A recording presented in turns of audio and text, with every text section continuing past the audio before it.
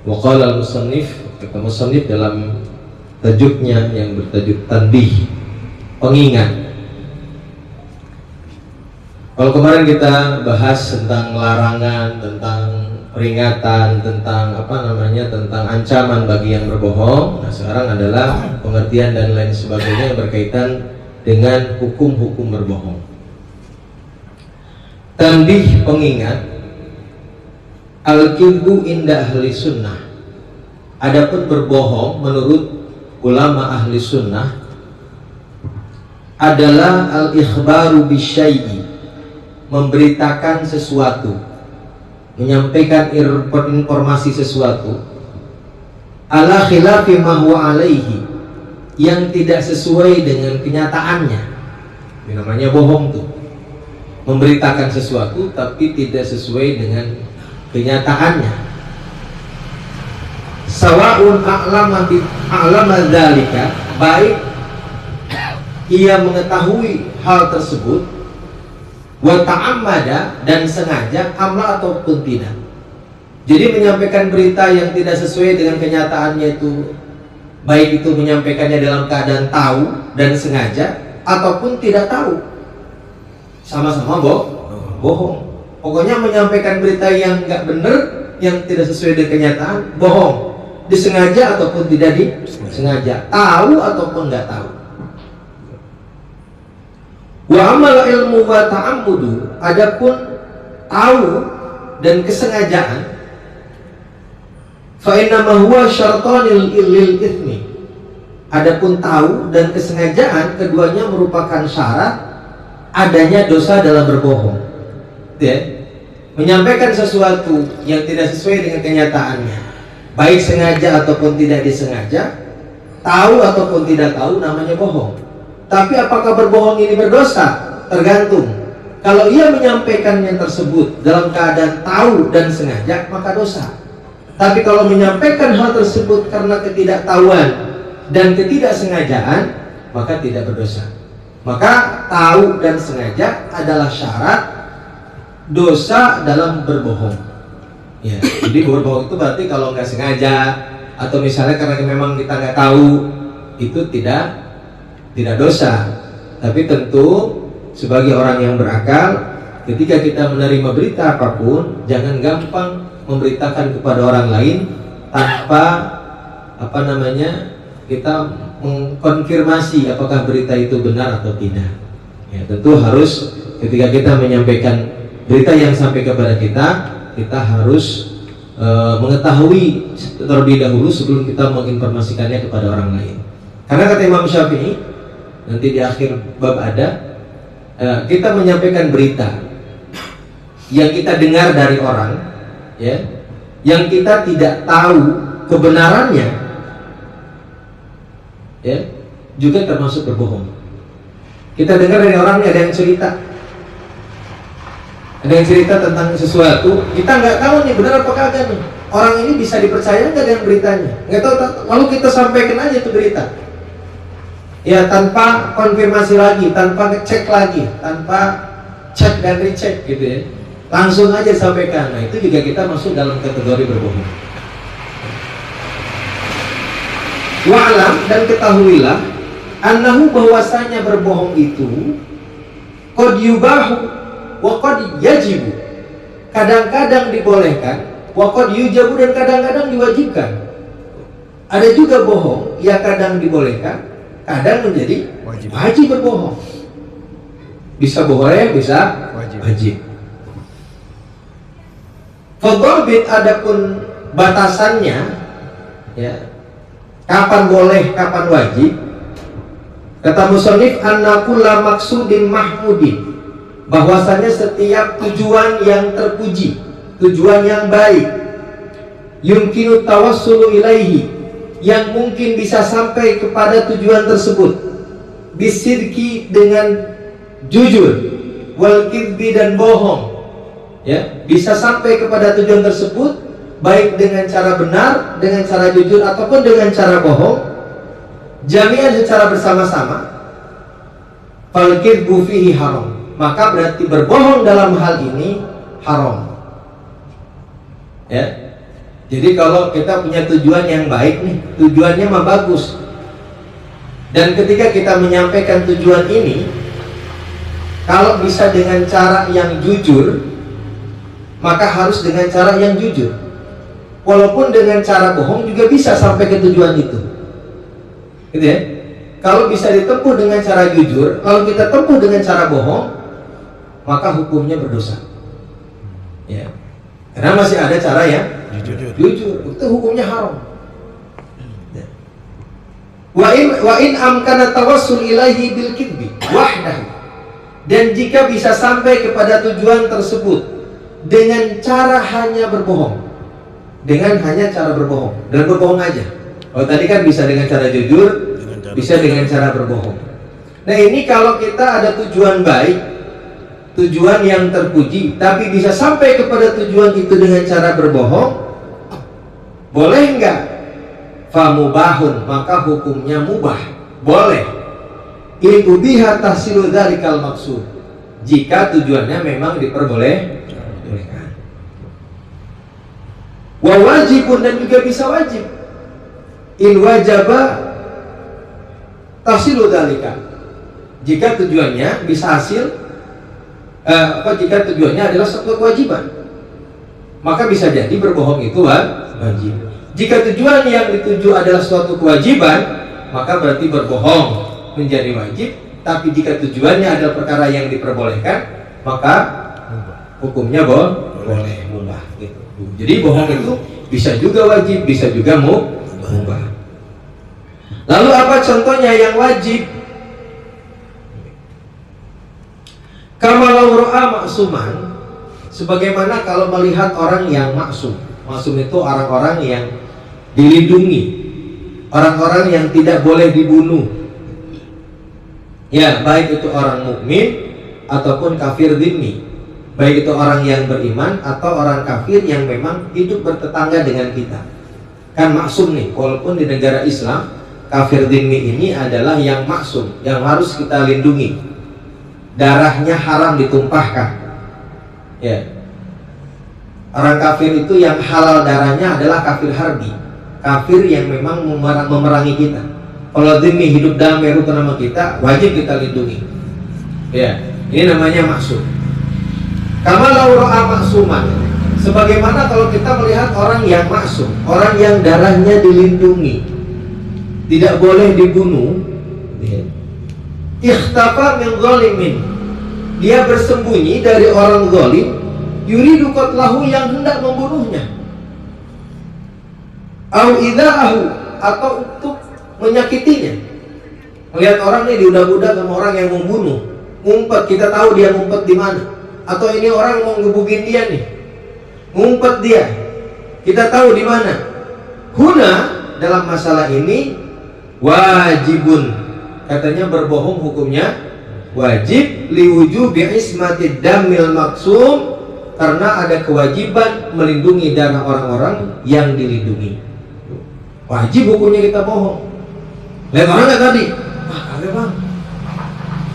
Ya, wajib itu. Jadi melihat orang yang bersembunyi, ketika dia diudak-udak saat dikejar oleh orang-orang yang hendak menyakitinya, maka kita wajib melindungi. Jadi bohongnya wajib. Hukum bohongnya wajib. Ya. Lalu bagaimana yang mubah? Yang mubah banyak.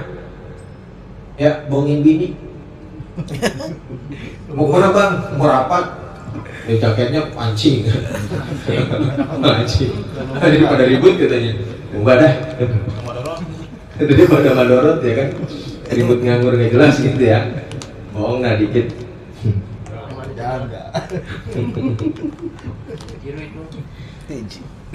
Wa kadza law sa'alahu dzalimun an wadi'atin. Begitu juga kalau ada orang zalim yang bertanya kepadanya an wadi'atin, tentang titipan. Ya, misalnya ada orang nitipin sesuatu sama kita, lalu titipan itu ada orang yang nanya, ini orang jahat nih. Ya, memang orang itu nitipin sama kita biar kita simpan dengan baik.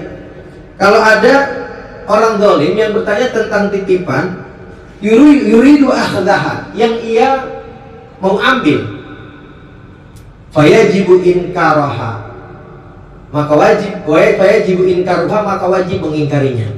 Katanya si fulan itu benar, ini apa ente? Nah, kalau tanya begitu dan kita tahu ini orang ini jahat, ya kita wajib ingkar. Enggak, wajib berbohong juga. Wa ingkar apa? Wajib ingkar walaupun bohong. Balau istakhlafa jaza. Bahkan kalau pakai sumpah sekalipun, maka kita sumpah juga boleh tuh. Dibolehkan. Ya. Ada yang orang enggak? Kagak bang, sumpah dengan Allah. Ya, sumpah aja diperbolehkan jika tujuan yang dimaksud, tujuan baik yang dimaksud adalah sesuatu yang wajib. Itu maka hukumnya wajib, dan sumpah juga diperbolehkan. Ini kalau tadi yang wajib ya. Jazalahul halfu, balau istakhlafa jazalahul halfu wa yuwari, tetapi katanya harus ditauriyahkan.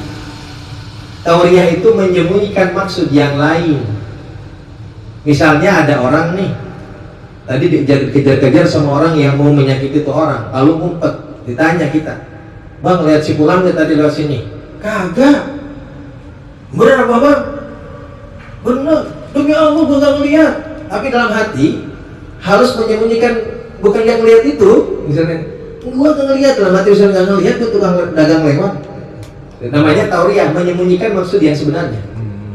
Itu ya. Kalau dalam bahasa Arab tuh kadang misalnya ditanya, bener gak? Wallahu a'lam ma fa'altu hadza. Allah yang maha tahu, katanya, aku ma fa'altu hadza, saya tidak melakukan ini.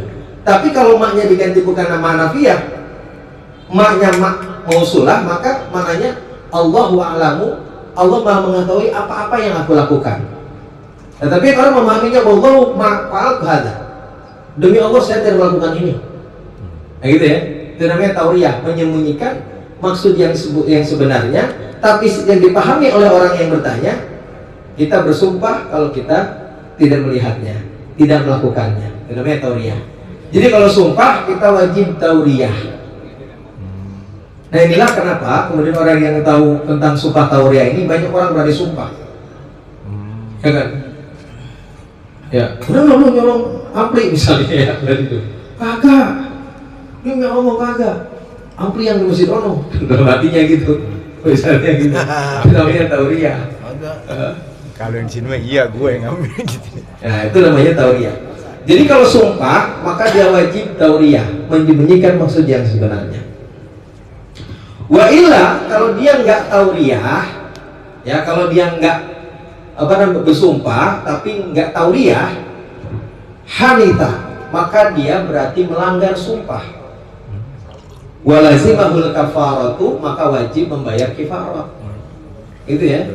Kalau dia nggak sumpah, kalau dia nggak tauriyah, maka dia dianggap melanggar sumpah. Kalau melanggar sumpah maka wajib kifarah. Ya, tapi bukan berarti sumpahnya haram. Enggak, sumpah maka haram.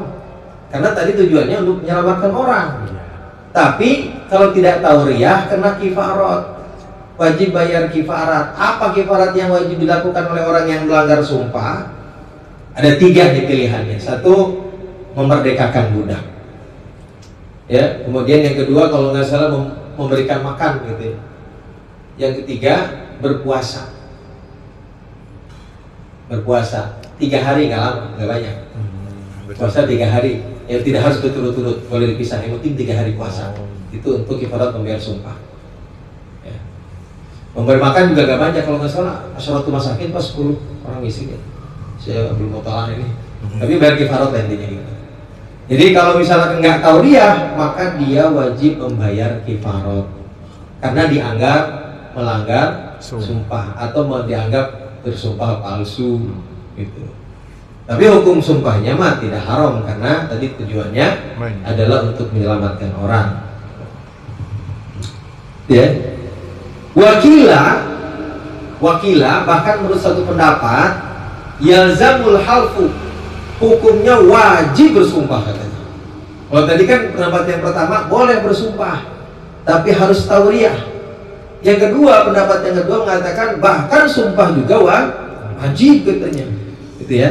Tapi ini pendapat yang kedua ini adalah pendapat yang lemah, sehingga kata para ulama menurut jumhur kaul ashah, kaul yang paling sahih, hukumnya lemah dan hukumnya tidak wajib, sama sekali tidak boleh. Tapi boleh, kata Imam Ibnu Hajar, hanya boleh, tidak wajib. Itu urusan sumpah ya, bukan bohongnya.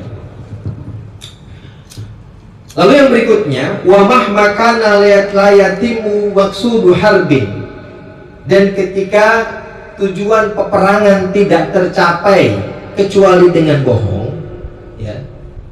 Misalnya kan kalau peperangan mah sah-sah aja, nipu musuh kan namanya berbohong sama musuh, ya. Nipu musuh, berbohong sama musuh, boleh nggak? Boleh dalam perang. Nah, kalau tujuan peperangan tidak bisa tercapai kecuali dengan bohong, wa islatu dzatil bayyin, dan mendamaikan orang yang berseteru juga tidak bisa dilakukan kecuali dengan bohong. Awistimalati qalbil majni alaih, atau mengambil hati orang yang tersakiti, korban, ya, untuk mengambil hatinya orang yang menjadi korban dengan berbohong, boleh nggak? Boleh, ya. Au irdo izaujatihi, nah ini yang ditunggu-tunggu kemarin, atau untuk menyenangkan hati istrinya, bohong, ya. Jadi ketika tujuan peperangan tidak bisa tercapai dengan bohong, kecuali dengan bohong, tadi apa namanya, atau mendamaikan orang yang berseteru tidak bisa tercapai kecuali dengan bohong, atau misalnya tidak bisa mengambil hati orang yang terlukai, tersakiti, korban, kecuali dengan berbohong, atau untuk mendapatkan ridhonya istri, atau dia untuk menyenangkan istri tidak bisa dicapai kecuali dengan bohong, maka illa bil kalbi fahihi pamubahun, kecuali dengan berbohong maka hukumnya boleh nyenangin istri bohong, ya bilang aja bini mah lu mah wanita tercantik di dunia, bohong kan itu, namanya juga nyenangin bini. Atau misalnya kan banyak ya kejadian, misalnya suami beli apa, ya harganya 3 juta, ngomong bini berapa? 3.000 kan gitu ya. Berapa nih? Ya 3.000, lebih dikit. Ya bohong kan itu.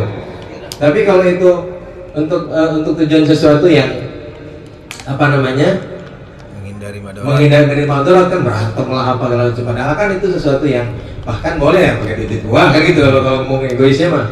Tapi kan dalam rumah tangga nggak begitu, ya. Ada sesuatu yang memang kadang-kadang sebagai laki-laki itu pinter-pinter.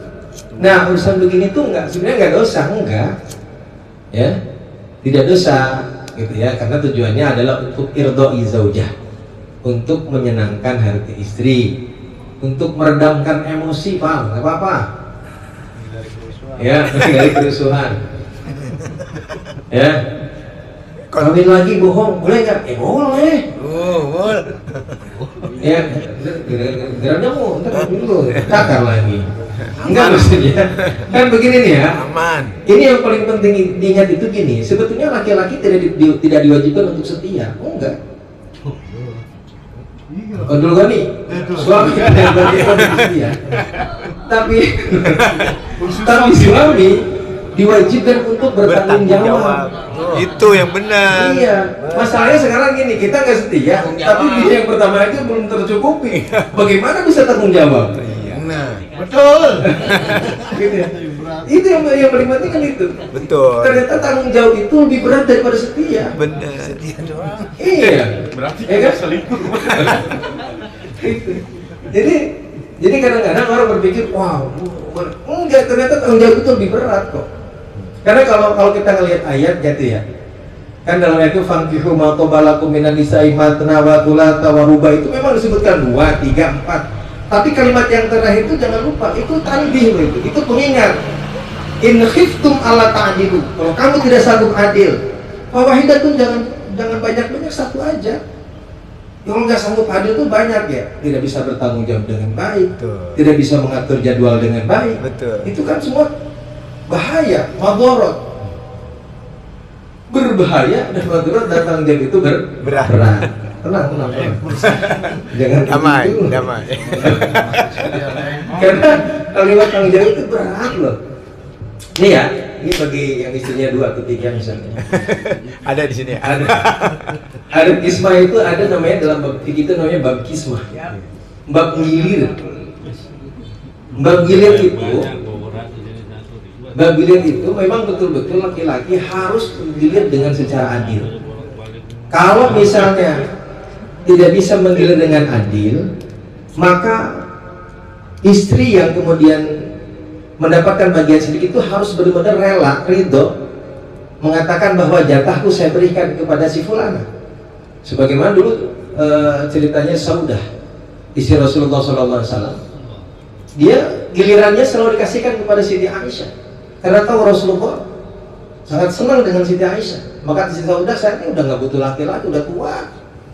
Ya, maka malamku aku hanya senang kalau jadi istri Rasulullah. Udah itu kebanggaan terbesarku adalah jadi istri engkau ya Rasulullah. Udah cukup segitu. Cukup segitu aja. Maka malamku silahkan aku hibahkan, aku hadiahkan ke Siti Aisyah.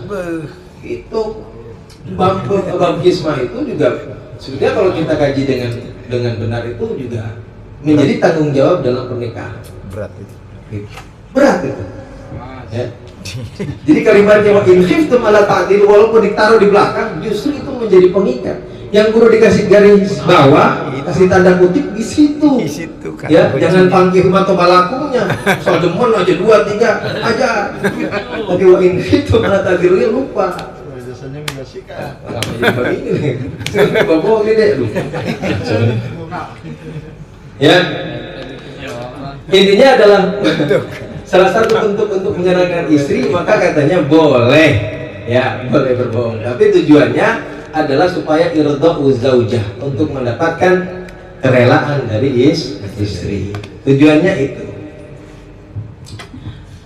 Bahkan walau salahu sultan, ya, anfahishatin. Kalau ada sultan, pemerintah atau misalnya hakim bertanya kepadanya anfahishatin dari perbuatan tercela waqa'at minhu yang ia lakukan sirron secara diam-diam. Misalnya ada orang yang berbuat maksiat diam-diam, ya diam-diam, sebaliknya adalah jiharon, terang-terangan. Ada orang zina diam-diam, diam-diam zina, diam-diam surbul khamar, minum khamar. Ya, kalau ada orang yang melakukan perbuatan tercela secara diam-diam, kemudian ditanya sama hakim, lo berzina ya? Kamu minum khamar enggak? Tuh, kazina au syurbi khamrin, seperti berzina dan minum khamar katanya. Falahu ayat riba, maka boleh baginya untuk berbohong. Wa yaqulu ma fa'altu dzalik, dan dia boleh mengatakan saya tidak melakukan itu. Walahu ayunkiru aidon sirra akhihi, bahkan dia boleh menyembunyikan atau berbohong atas rahasia saudaranya. Misalnya tahu nih si fulan habis minum khamar, si fulan habis berzina, tapi dia diam-diam buat dirinya pribadinya aja. Ditanya, no saudara lu habis itu ya? Enggak, boleh. Kenapa boleh? Pertama, berzina itu ada hududnya, ada hadnya, ada hukuman yang berat dalam berzina. Dan salah satu hukuman yang paling berat dalam Islam itu adalah berzina. Terutama bagi laki-laki atau perempuan yang sudah punya suami, namanya zina muhsan. Karena hukumannya hukuman mati, dan hukuman matinya adalah hukuman yang paling keji dalam Islam. Ya, orang-orang membunuh dikisos, dipenggal kepalanya, beres sudah. Coba kalau orang berzina muhsan, dibunuhnya itu dilemparin batu, dipendem badannya, dilemparin batu, keji banget itu. Luar biasa. Iya. Makanya itu yang pertama. Dalam berzina itu, maka itu yang pertama. Yang kedua, karena zina itu adalah perbuatan bainahu wa bainallah, sebetulnya urusan dirinya dengan Allah. Dan aib yang berkaitan dengan itu kita wajib bersatu. Nih, kalau misalnya ada orang yang pezina, maka dia harus menyembunyikan itu. Ya cukuplah dirinya dan Allah aja yang tahu itu urusannya. Jangan suka diumbar-umbar. Nah, kadang-kadang kan orang apalagi lanang bangga banget, udah 1000 wanita aku tidur. Ya. Itu sebetulnya adalah mengubah, itu yang nggak boleh. Kenapa? Karena pengakuan bisa jadi ikrar kalau dikuatkan dengan sumpah. Orang kan kalau ngambul begitu, bener lu, sumpah, apa aja disebut. Kalau terjadi ikrar, maka bisa jadi itu mewajibkan adanya had. Wajib dihukum dia kalau ngaku, dikuatkan dengan sumpah. Wajib dihukum. Kalau musuh dia wajib mati, dirajam. Ya kan, kalau dia belum menikah, maka nanti dicambuk 100 kali, diasingkan setahun penjara. Itu ditahan. Itu hukuman berzina. Syurbul khamr juga sama, karena itu adalah sesuatu yang berkaitan antara dirinya dengan Allah. Hakullah namanya. Kenapa boleh kita berbohong? Karena hakullah. Kita minta maafnya cukup kepada Allah. Beda misalnya dengan sariko, pencurian. Karena walaupun itu hakullah, tapi juga ada hakul adami. Ya, nggak boleh kita bohong, nggak bisa, nggak boleh sumpah untuk berbohong. Karena itu ada hakul adami yang nyangkut bersangkutan dengan dia. Jadi perbuatan yang maksiat pun ada yang boleh berbohong, ada yang boleh tidak berbohong. Gitu. Ya. Itu yang tidak boleh berbohong biasanya ada hal perbuatan yang dilarang yang berkaitan dengan hak sesama. Itu nggak boleh bohong. Membunuh udah ketahuan bohong boleh. Ya, karena ada hak orang lain. Nah, kalau yang seperti tadi itu pun kalau dilakukan sirron, kalau dilakukan secara diam. Tapi kalau maksiat yang dilakukan secara terang-terangan, nggak boleh berbohong. Udah tahu tengah-tengah orang masih bohong juga, bangetan itu mah. Gitu ya. Wahai itu jazal kidbu, dan sekiranya diperbolehkan berbohong, sekiranya boleh nih bohong. Fahal yushtaratu at-tawriyatu aw yajuzu mutlaqan. Apakah dalam berbohong itu juga harus ada tauriyah? Sama seperti dalam sumpah, atau boleh secara mutlak aja begitu, nggak pakai tauriyah lagi. Qala Syekhuna Ibnu Hajar, guru kami Ibnu Hajar berkata, walladzi yatajihu adamu wujubi tauriyati mutlaqan. Ya, yang kuat katanya, maka tidak ada kewajiban untuk tauriyah dalam hal berbohong. Yang berbohong ya berbohong aja, nggak harus ada tauriyah gitu. Ya, yang ada tauriyah hanya dalam sumpah gitu. Wa qala al-Ghazali, Imam Ghazali berkata, wal ahsanu an yuwariya.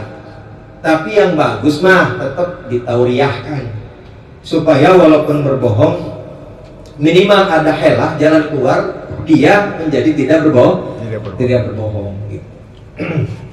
Itu namanya tauriyah. Jadi ahsan katanya, ahsan itu lebih bagus tauriyah, walaupun boleh nggak pakai tauriyah dalam berbohong, ya, tidak menyembunyikan maksud yang diinginkan, tetapi kata Imam Ghazali lebih bagus pakai tauriyah supaya sekecil mungkin tetap kita menghindari yang namanya perbuatan berbohong.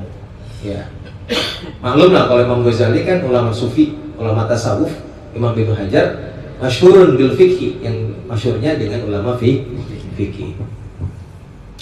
Wahia, ada apa sih tauriyah itu katanya?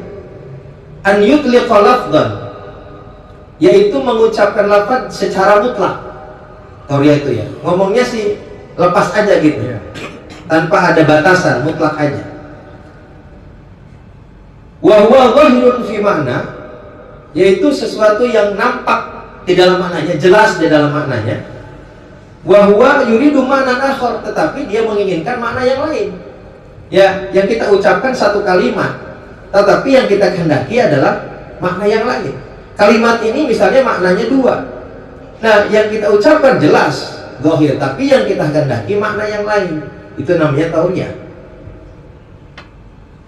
Yuridu ma'nan akhar yatanawaluhu dzalikal lafzu, yang tercakup dalam lafaz tersebut. Gitu ya. Jadi mengucapkan secara jelas, tapi yang kita inginkan makna yang lain yang terkandung dalam lafaz yang kita ucapkan tersebut. Itu namanya tauriyah. Kama qala an-Nakhai, sebagaimana dikatakan oleh Imam An-Nakhai, idza balagha insanan anka syai'un qultahu, jika ada sesuatu yang engkau katakan sampai kepada orang lain. Misalnya ada orang datang ke kita, lu kemarin ngomong gini sama gue ya, ada orang nyampein ini gini misalnya, kan katanya lu jelek-jelekin gua misalnya gitu ya. Nah, ada sesuatu dari ucapan kita sampai kepada seseorang, fakul, maka katakanlah Allahu a'lamu atau Allahu ya'lamu, Allah maha mengetahui, ma fa'altu min dzalika min syai', aku tidak melakukan hal tersebut. Nah, ya, Allahu ya'lamu ma fa'altu min dzalika syai'. Secara kalimat ini mengatakan berarti Allah yang maha mengetahui saya tidak melakukan itu. Kan anehnya begitu. Tapi ma di sana, ma fa'altu, ma itu dalam bahasa Arab bisa jadi ma nafiyah. Kalau ma nafiyah berarti maknanya tadi itu saya tidak melakukan hal itu. Tapi juga ma itu bisa jadi ma mausul yang maknanya alladzi. Jadi Allahu ya'lamu alladzi fa'altu min syai'. Allah maha mengetahui apa yang aku lakukan gitu. Nah, itu namanya tauriyah. Jadi dia memahaminya adalah saya tidak melakukan apa-apa, padahal yang kita maksud Allah mengetahui apa yang saya lakukan gitu loh. Itu namanya tauriyah. Gitu ya. Jadi melakukan satu lafaz yang bisa maknanya dua. Ya, sehingga kita menyembunyikan maksud yang sebenarnya. Itu namanya tauriyah. Nah, ini digunakan juga, salahnya adalah sumpah-sumpah begini atau berbohong yang macam begini banyak dilakukan oleh orang yang memahami ini. Kadang-kadang kan orang kalau terdesak kenapa aja dilakukan. Nah, kita walaupun tahu hal ini boleh, maka sebisa mungkin untuk meminimalisir hal tersebut, karena kata Imam Ghazali dalam hal berbohong yang boleh saja, sunnah atau lebih baik adalah tauriyah. Itu apa artinya? Artinya adalah meminimalisir kebohongan yang kita lakukan.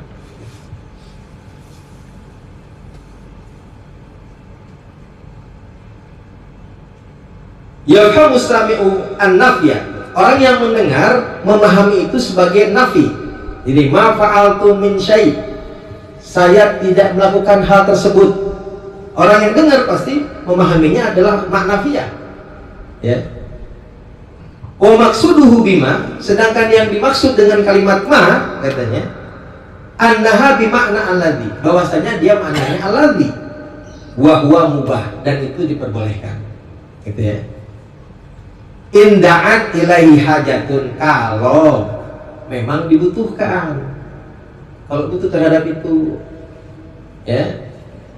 Ya kalau enggak mah berarti wa illa, kalau tidak dibutuhkan, kalau tidak penting banget, kalau enggak darurat, kalau enggak ada kepentingan yang mesti, katanya fa makruhun, maka hukumnya makruh, bahkan wa haramun, dan bisa jadi haram. Ya, jadi bohong itu boleh, tapi kalau tujuannya mubah atau tujuannya wajib. Jadi kalau nggak ada tujuan itu, maka bisa makruh, bahkan bisa haram. Wa haramun in tawasala bihi ila batilin au dafi haqqin, gitu ya. Maka bisa jadi haram kalau dengan berbohong itu sampai kepada perkara yang batil atau menolak kebenaran. Ya. Kalau tujuannya berbohong itu bisa sampai kepada perkara yang batil, yang salah, atau bahkan menolak kebenaran, menolak hak orang lain, itu bisa menjadi haram. Lu ngambil barang si fulannya, lu ngambil barang saya ya? Enggak, demi Allah. Nah, padahal mengambil. Dosa nggak? Dosa itu mah jelas, karena berarti berkaitan dengan hak adami. Tapi kalau berkaitan dengan urusan dia sama Allah, itu urusan dia. Misalnya, lu sholat, enggak sholat dia? Enggak, aku sholat kok. Walaupun bohong, boleh nggak? Boleh. Karena itu urusan dia sama Allah. Gitu ya. Urusan dia sama Allah.